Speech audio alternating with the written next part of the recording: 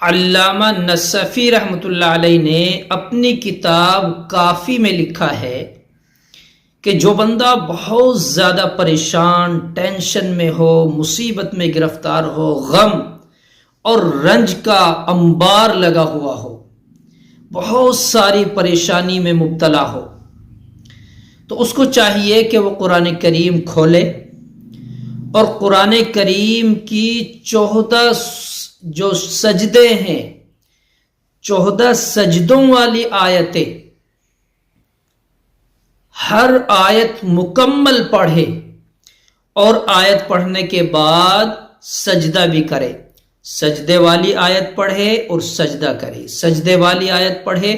اس طرح جو 14 سجدے ہیں ان سجدوں والی آیتوں کو مکمل کرے اور 14 ہی سجدے کرے، اور یہ عمل کچھ روز مسلسل کرے، ہر روز اس عمل کو کرتا جائے، اللہ سے دعا مانگتا جائے، تو علامہ نصفی رحمۃ اللہ علیہ لکھتے ہیں کہ انشاءاللہ وہ ہر طرح کی مصیبت سے محفوظ ہو جائے گا اور اس کے مسئلوں کے لیے یہ کافی ہوگی۔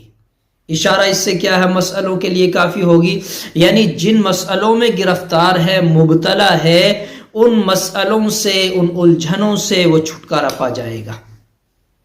شرح نور الایضاح میں لکھا ہے، تو یہ حوالے کئی جگہ اس کے ملتے ہیں۔ تو اس طرح ان آیتوں کا مسلسل باوضو ہو کر اخلاص کے ساتھ اللہ کے حضور بیٹھ کر پڑھنے سے اللہ تبارک و تعالی تمہیں تمہارے مسئلوں سے نجات عطا فرمائے گا۔